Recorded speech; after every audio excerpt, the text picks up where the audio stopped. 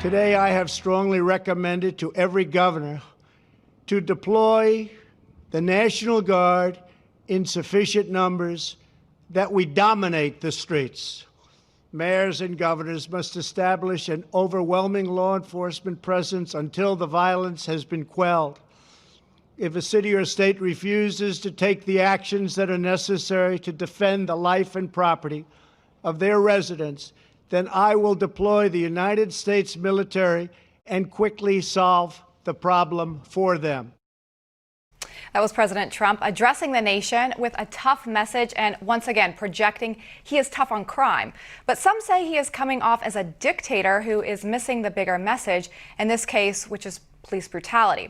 We welcome Bruce LeVell, the executive director of the National Diversity Coalition for Trump, and Lacey Lee Johnson, Republican strategist and a candidate for Congress in Minnesota's 5th District. Gentlemen, thanks for being here. Yeah, thanks for having me. Thank you. All right, guys, the president's clearly covered the tough on crime thing, right? He's talking about bringing the military in. He's talking about the National Guard. Last night in D.C., all the federal forces were out. The attorney general was walking the streets, making sure everything was safe. He's spoken multiple times about George Floyd. But is he missing the third leg of the stool, meaning that he is not necessarily addressing the concerns of what a lot of these peaceful protesters are out there talking about, which is this systemic racism and this police brutality? Bruce, do you think that that is a piece that's missing, or is he good with the first two? Well, I think it is there, Sean, respectfully. I'll tell you why. You know, I just visited one of my fellow business owners here in Atlanta that lost everything in their consignment store.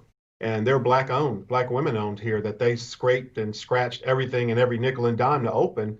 And they told me, quiet as it's kept, they said, look, we support the president. We like the fact that he's with the law and order, because they know that they can't do business without peace. The other thing about that, Sean, it makes very good sense because the president loves the First Amendment. He keeps saying that, and he knows the only way that these peaceful protesters can come out, which we have them right here in the city here in Atlanta, peacefully, right down the street from me, is that they cannot be harmed also or have these thugs come out here and create danger. So he has addressed it respectfully, Sean. You know, on the other side of this, people are saying, you know, he didn't show compassion. But to your point, Bruce, he did show some compassion in the beginning of his speech, which I want to show you that part of it. Listen to this.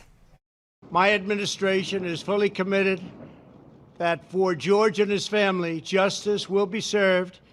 He will not have died in vain. But we cannot allow the righteous cries and peaceful protesters to be drowned out by an angry mob.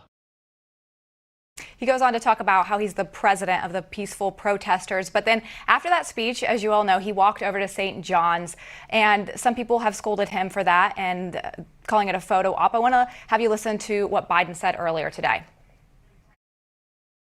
When peaceful protesters dispersed in order for a president from the doorstep of the people's house, the White House, using tear gas and flash grenades in order to stage a photo op in one of the most historic churches in the country, or at least in Washington, D.C.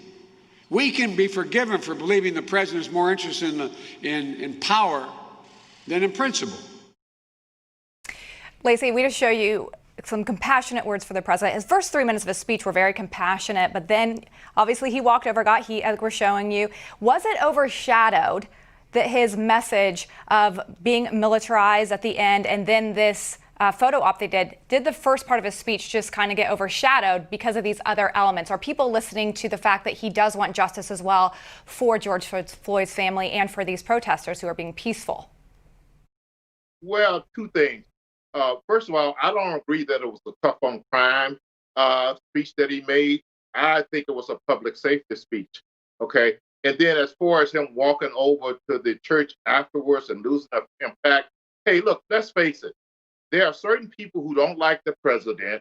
No matter what he does, they're going to find an issue with it. So I don't look at it either one. I look at it as him addressing the nation, expressing concerns for the family, expressing concerns for the public safety that we have, especially going on here in Minneapolis, looking out for the nation, and then looking at it from a spiritual standpoint, going over and having a talk with his God. And so it's a spiritual thing too. So that's the way I look at it. And as far as I look at it, it's all positive. You touched on this a moment ago when you're talking about the shop owner that you were talking to. But from a purely political standpoint, the president's been trying to reach out to the African-American community throughout his term, talking about how he's handled and tackled black unemployment and the opportunities that he's done, the First Step Act. Do you think that how he's dealing with this now will end up being a plus or a minus going into the fall? Sean, if this is for me, I think it's a plus, and I'm a little biased because I know the president and I know his heart. I was there in 2015 in Trump Tower when we were talking about these very specific issues. He said, Bruce, and the whole crowd is like 110 plus very diverse pastors that day. He said that, the biggest disconnect is there's no hope in terms of employment and building business in the communities. So he saw that way back then and there, and said, this is something I want to tackle. And see, guys, we're only 3 months away from having the lowest black unemployment recorded since 1972. Sean, in the last few years, I have witnessed myself, and I is so happy to see people who look like me building their businesses right here. Atlanta, #1 black business growth in the country in the last 2 years. So happy to see that. It's like, oh my God, because we know that the disconnect in the black community is building our generational wealth, building our business, us being the job creators, also getting jobs, also going back on that bill that Biden, how dare he say that, Sean? He's the one that wrote and co-authored that bill that totally totally made a big democracy of all the blacks and locked them all up in 94 and had Clinton sign it.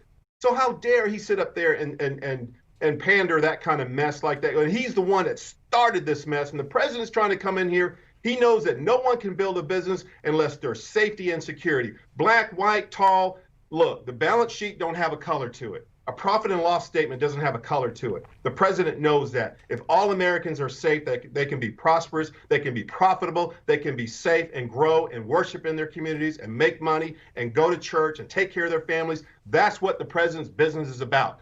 The Bible holding up is a signal that the president, as he said, Sean, in his speech, in the inauguration speech, we do not worship government. We worship God. And he said, this is who I am. Do not forget, you may not like me, you may not like the way I look, but this is who I am.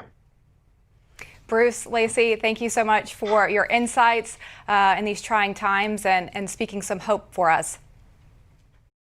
Thank you. Well, coming up, we continue our week-long series, Blocked and Banned, Social Media Censorship of the Right. And joining us is Candace Owens, who was suspended from Twitter for telling people to go to work. Her story is next.